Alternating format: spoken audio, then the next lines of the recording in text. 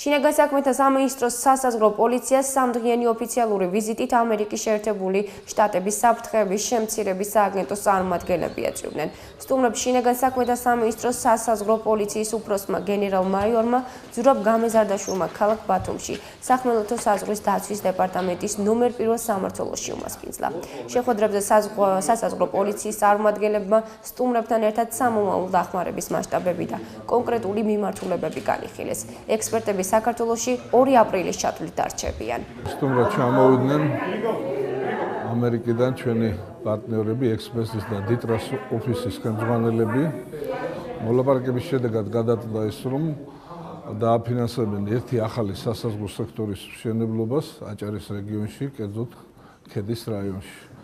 ჩვენის დიდ მადლობას ვუხდით ჩვენ პარტნიორებს.